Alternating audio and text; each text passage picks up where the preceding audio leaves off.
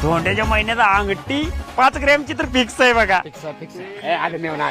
राजी काय नाही म्हणताय सा, तुम्ही दोघं येणार म्हणून चिल्ड वेअर एक आणूनच ठेवलेली. इथं बसून प्या. कसं चालतं जेवण मान सन्मान? एकदम मस्त.